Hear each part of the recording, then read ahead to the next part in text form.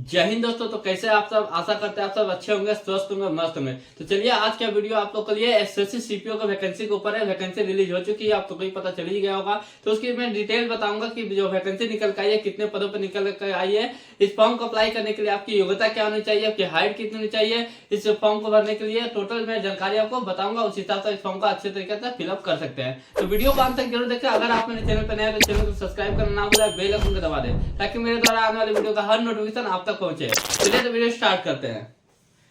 तो आप लोग देख सकते हैं एसएससी सीपीओ की कल वैकेंसी निकल के आई है, ठीक है। और इस बार जो वैकेंसी बहुत ही ज्यादा दे चुकी है, क्योंकि बहुत बच्चे आस लगा कर बैठे थे एसएससी की वैकेंसी के ऊपर, जो कि सीपीओ पद पे लिए है। तो इस बार जो वैकेंसी आई है, थोड़ा ज्यादा ही वैकेंसी आई है हर बार के मुकाबले। देखिए टोटल वैकेंसी कितनी निकल के आई है, तो टोटल वैकेंसी आप लोग को दिखाई दे रहा है 4187 पदों के लिए वैकेंसी निकल के आई है। कितनी वैकेंसी निकल के आई है? 4187 पदों पर वैकेंसी निकल के आई है। और टोटल वैकेंसी में एक बात आपको इंपॉर्टेंट बता देता हूं कि इस बार सबसे ज्यादा जो पोस्ट मिला है सीआईएसएफ को। सीआईएसएफ के लिए ज्यादा पदों पर वैकेंसी है। ऐसे तो आपको बहुत सारे उसमें पोस्ट दिया हुआ है, मैं बताऊंगा आगे, लेकिन सीआईएसएफ में ज्यादा इस बार वैकेंसी दी गई है। तो देखिए टोटल पोस्ट मैंने बताया अभी कि 4187 पदों पर आपको वैकेंसी निकल के आई है। अब इस फॉर्म को भरने के लिए जो स्टार्टिंग डेट है, अप्लाई डेट यहाँ पे बता दे रहा हूँ आपको। अप्लाई कब से आप लोग अप्लाई कर सकते हैं, तो अप्लाई डेट आप लोग देख सकते हैं 4/3/2024, यानी कि 4 मार्च 2024 से आप लोग अप्लाई कर सकते हैं इस फॉर्म को। और इसका क्लोजिंग डेट क्या है, तो क्लोजिंग डेट दे सकते हैं 28 मार्च 2024। 4 मार्च 2024 से इस फॉर्म को आप लोग अप्लाई कर सकते हैं और 28 मार्च 2024 का इसका अंतिम तिथि है। तो मैं तो बोलूंगा इस डेट का अंतिम तिथि के पहले आप लोग जल्द से जल्द फॉर्म को अप्लाई कर दे, क्योंकि सर्वे प्रॉब्लम होती है। अब देखिए इस फॉर्म को भरने के लिए एक फी रखा गया। फी क्या है, तो देखिए अगर आप जनरल से बिलोंग करते हैं, ओबीसी से बिलोंग करते हैं, ईडब्ल्यूएस से बिलोंग करते हैं, तो आपको 100 रुपए पे करना होगा। कितना? आपको 100 रुपए इस फॉर्म को भरने के लिए पे करना होगा। और अगर आप एसटी और एससी से बिलोंग करते हैं, आपको किसी तरह का कोई फी नहीं देना होगा। अगर आप जनरल, ओबीसी, ईडब्ल्यूएस से बिलोंग करते हैं तो आप 100 रुपए पे करना है इस फॉर्म को भरने के लिए। अगर आप एससी और एसटी से बिलोंग करते हैं, किसी तरह का आपको कोई शुल्क नहीं लगेगा। अच्छी है। चलिए अब आगे बात करते हैं पोस्ट नेम। कौन कौन से पोस्ट के लिए भर्ती निकल के आई है, तो देख सकते हैं बीएसएफ के लिए आई है, आईटीपी है, सीआईएसएफ है, एसएसबी है, सीआरपीएफ है और डीपी यानी कि दिल्ली पुलिस के लिए निकल कर वैकेंसी आई है। तो आप तो इसकी टोटल पोस्ट क्या क्या, कहाँ पोस्ट, यहाँ मतलब कितने पोस्ट वैकेंसी निकली है, किसमें बीएसएफ पे कितनी, आईटीपी कितनी, सीआईएसएफ पे कितनी, एसएसबी कितनी, सीआरपीएफ और दिल्ली पुलिस की कितनी वैकेंसी है, तो ये मैं आपको दिखा दूंगा अभी। यहाँ पर वैकेंसी के ऊपर चर्चा करते हैं। यहाँ पर वैकेंसी आप खुद ही देख सकते हैं। यहाँ पर पहले बता दें टेंटेटिव वैकेंसी है। यहाँ पर दिल्ली पुलिस मेल के लिए यहाँ बता दिया गया है। देखिए अगर आप ओपन से तो आपको देख लिए टोटल यहाँ वैकेंसी की बात करूंगा, जो टोटल 101 वैकेंसी है। अगर एक सर्विसमैन से आप तो आप टोटल 7 वैकेंसी है। अगर एक सर्विसमैन स्पेशल कैटेगरी से तो 5 वैकेंसी है। डिपार्टमेंटल कैंडिडेट से बिलोंग करते हैं तो कितनी है, 12 वैकेंसी, यानी कि 12 वैकेंसी है। टोटल वैकेंसी आपकी हो जा रही है 125 है दिल्ली पुलिस मेल के लिए। अब आते हैं दिल्ली पुलिस फीमेल के लिए कितनी है, तो दिल्ली पुलिस फीमेल के लिए आप वैकेंसी यहाँ देख सकते हैं। यहाँ पर टोटल कितनी है, 61, यानी कि 61 वैकेंसी है दिल्ली पुलिस फीमेल के लिए। अब आते हैं आगे बात करते हैं, आपको यहाँ पर आ जाते हैं। तो देखिए बीएसएफ के लिए कितनी वैकेंसी है, दोनों का बात करूंगा, बीएसएफ मेल और फीमेल के लिए। बीएसएफ मेल और फीमेल को मिलाकर यहाँ पर टोटल 892 वैकेंसी, यानी कि 892 वैकेंसी है। और सीआईएसएफ के लिए बात करें मेल और फीमेल दोनों मिलाकर, तो यहाँ पर 1597 वैकेंसी है। सबसे ज़्यादा वैकेंसी सीआईएसएफ में इस बार मिला है।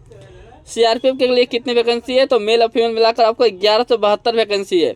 आईटीबीपी के लिए कितनी है, तो दोनों मिलाकर मेल और फीमेल मिलाकर आपको 278 वैकेंसी है। एसएसबी के लिए कितनी है, तो मेल और फीमेल दोनों मिलाकर आपको 62 वैकेंसी मिली है। सबसे कम वैकेंसी इस बार एसएसबी ने दिया है, ठीक है। सबसे कम पदों पर वैकेंसी निकली है एसएसबी के लिए। उसके बाद बात करें टोटल वैकेंसी कितनी हो जा रही है, यहाँ पर देख सकते हैं। तो टोटल वैकेंसी यहाँ पर निकल कर आई है आपको 4001, यानी कि आगे ऊपर वाले अगर ऐड कर लेंगे तो टोटल वैकेंसी यहाँ मेंशन होगी 4187 वैकेंसी जो है एक्सक्लूड हो जाएगी। तो ये हो गया टोटल वैकेंसी। अब यहाँ पर आपको टोटल मैंने दिखा दिया। कैटेगरी वाइज आपको देखना है तो आपको मैंने टेलीग्राम चैनल पर अपना ऑलरेडी यहाँ पर पीडीएफ सेंड कर दिया, वहाँ से आपको पीडीएफ डाउनलोड करके आप देख सकते हैं। यहाँ पर स्क्रीन में आपको दिखाई दे रहा है, यहाँ से भी आप लोग देख सकते हैं, ठीक है। तो चलिए आगे बात करते हैं अब। तो आप देख सकते हैं इस फॉर्म को भरने के लिए आपकी एज कितनी होनी चाहिए, तो जो आपका योग है यानी कि आपकी उम्र सीमा कितनी होनी चाहिए, तो उम्र सीमा आपको देख सकते हैं 20 साल से लेकर 25 साल जनरल कैटेगरी वालों के लिए। जनरल कैटेगरी से जाकर बिलोंग करते हैं कितना होना चाहिए, 20 साल से लेकर 25 साल आपको उम्र होनी चाहिए, तो इस फॉर्म को भर सकते हैं। आपकी क्वालिफिकेशन कितनी होनी चाहिए, एक मिनट एक चीज छोड़ दिया मैं। अगर आप बिलोंग करते हैं एससी, एसटी और ओबीसी, अगर आप एसटी, एससी, ओबीसी से बिलोंग करते हैं, अगर आप ओबीसी है तो आपको इसमें आपको 3 साल की छूट दी जाएगी। अगर आप ओबीसी कैटेगरी से बिलोंग करते हैं तो इस फॉर्म को भरने के लिए आपको 3 साल की छूट जाएगी। यानी कि अगर आपकी ऐसी उम्र अगर जनरल से आपका 20 से 25 है तो आप उसमें 3 साल ऐड कर सकते हैं, तो आपका 28 साल, ओबीसी के लिए 28 साल हो जाएगा। अगर आप SC ST से बिलोंग करते हैं तो उसमें 5 साल की छूट दी जाएगी। यानी कि अगर 25 से लास्ट अंतिम एज तो आप उसमें 5 साल ऐड करेंगे तो 30 साल, यानी कि आपको इसमें 20 से 30 साल आपका है तो आप लोग अप्लाई कर सकते हैं। ये हो गया आपका छूट बता दिया। ओबीसी के लिए 3 साल और ST SC के लिए आपको 5 साल। अब आगे बढ़ते हैं। क्वालिफिकेशन, यानी कि इस फॉर्म को भरने के लिए आपकी योग्यता क्या होनी चाहिए, कितनी आपकी योग्यता होनी चाहिए, तो मैं बता दूं आपको ग्रेजुएट होना चाहिए, यानी कि आपका ग्रेजुएट पास होना चाहिए, तभी इस फॉर्म को अप्लाई कर सकते हैं।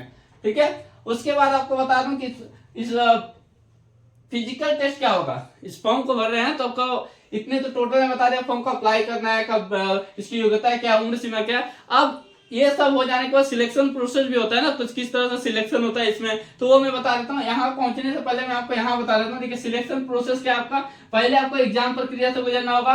पहले आपको क्या करना है, एग्जाम प्रक्रिया से गुजरना पड़ेगा। फर्स्ट एग्जाम आपको देना है, अगर ये क्वालिफाई करते हैं तो आपको पीटी PST के लिए बुलावा आएगा।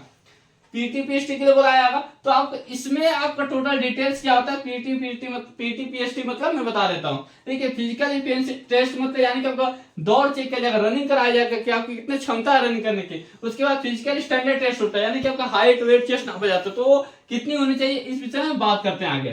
तो देख सकते हैं यहाँ पर फिजिकल टेस्ट में आपको हाइट कितनी होनी चाहिए, तो देख सकते हैं यहाँ पर height male candidate female candidate. तो आप बात करते हैं यहाँ पर मेल कैंडिडेट का, मेल वालों के लिए हाइट कितनी होनी चाहिए, तो अगर आप जनरल OBC SC से बिलोंग करते हैं, अगर आप जनरल OBC SC से बिलोंग करते हैं तो 170 सेंटीमीटर होना चाहिए। आपकी ऊंचाई, आपका कद 170 सेंटीमीटर होना चाहिए, तब इस फॉर्म को अप्लाई कर सकते हैं। अगर आप ST कैटेगरी से बिलोंग करते हैं, अगर आप मेल है तो 162.5 सेंटीमीटर होना चाहिए। कितना, 162.5 सेंटीमीटर होना चाहिए, तो आप ये भर सकते हैं। ऊंचाई ये बता दिया, आपका कद, आपका हाइट कितनी है ये मैं बता दिया। अब बात करते हैं फीमेल के आते हैं। फीमेल के लिए अगर आप जनरल है, OBC है, SC है, क्या है, जनरल है, OBC है, SC है, फीमेल कैंडिडेट है, तो आपका 157 सेंटीमीटर होना चाहिए ऊंचाई, यानी कि हाइट। अगर आप ST कैटेगरी से बिलोंग करते हैं तो आपको 154 सेंटीमीटर होना चाहिए आपका हाइट। ठीक है, ये हो गया फीमेल के लिए। अब आते हैं आपका चेस्ट, जो कि मेल कैंडिडेट के लिए। चेस्ट कितनी होनी चाहिए आपका, तो चेस्ट देख सकते हैं यहाँ पर, आप जनरल है, OBC है, SC है, तो आपको 80 से 85, यानी कि अगर आपका चेस्ट नॉर्मल हम लोग देखते हैं तो 80 सेंटीमीटर है, तो उसमें 5 सेंटीमीटर आपको इंक्रीज करना है, यानी 5 सेंटीमीटर फुलाना है, तो आपको इस फॉर्म को भर पाएंगे। ये तो कुछ भी नहीं है, आप लोग प्रैक्टिस करेंगे तो हो जाएगा, फिर भी फॉर्म को भर सकते हैं। अगर आप ST से बिलोंग करते हैं तो आपका कितना होना चाहिए चेस्ट, 77 to 82, यानी कि 77 से 82 सेंटीमीटर होना चाहिए। इसमें नॉर्मल आपका 77 और फुलाने पर आपका 82 होना चाहिए। अब आते हैं आपको फीमेल के लिए इस तरह का नहीं है। अब आते हैं रेस, कितनी आपको रेस लगाना है। SSC CPO का फॉर्म अप्लाई करते हैं तो आपको रेस कितनी लगाना है, तो देख सकते हैं मेल कैंडिडेट अगर आप है तो आपको 1600 मीटर रनिंग करना है 6.5 मिनट में। कितनी, 1600 मीटर 6.5 मिनट में आपको लगाना है। ये हो गया मेल कैंडिडेट के लिए। अब आते हैं फीमेल के लिए। फीमेल के लिए कितना रेस मारना है, तो 800 मीटर इन 4 मिनट में। 4 मिनट में अगर आप लड़की है तो 4 मिनट में आपको रनिंग करना है 800 मीटर। अगर आप लड़के हैं तो आपको 1600 मीटर रनिंग करना है 6.5 मिनट में। ये हो गया फिजिकल। अब आते हैं ऊपर, अभी बाकी है फिजिकल। तो देखिए मेल अगर आप है तो आपको क्या करना है, लॉन्ग जंप की प्रक्रिया से गुजरना पड़ेगा, और फीमेल को भी लॉन्ग जंप की प्रक्रिया से गुजरना पड़ेगा। तो लॉन्ग जंप कितना दिया गया है, तो 12 फीट। 12 फीट किसके लिए, तो मेल कैंडिडेट के लिए है। हाई जंप कितना है, तो 3.9 फीट मेल कैंडिडेट के लिए। शॉर्ट पुट कितना है, तो आपका 4.5 मीटर, जो कि फीट में आता है, 14 से 15 के बीच में आएगा, ये आपका फीट में। तो शॉर्ट पुट ये है आपका मेल कैंडिडेट के लिए। फिर से रिवाइज करता हूँ, लॉन्ग जंप 12 फीट मेल के लिए, हाई जंप 3.9 फीट मेल के लिए, शॉर्ट पुट 4.5 मीटर जो कि फीट में बताते हैं, तो वो हो जाता है 14 से 15 का बीच में आता है फीट में। ठीक है, ये हो जाएगा मेल के लिए, जो कि फीमेल के लिए शॉर्ट पुट नहीं है। अब आता है फीमेल के लिए। फीमेल के लिए जो लॉन्ग जंप लगाना है वो 12 फीट लगाना है, 9 फीट लगाना है।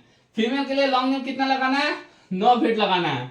और हाइट जंप कितना लगाना है, फीमेल के लिए 3 फीट लगाना है। ठीक है, समझ में आ गया। ये हो गया सिलेक्शन प्रोसेस में यहाँ तक छोड़ा था, जो कि पीटी पीएचडी का डिटेल्स बता रहा था। अब आते हैं, अगर पीटी पीएचडी क्लियर करते हैं तो आपको क्या करना है, पेपर 2 पर जाना है।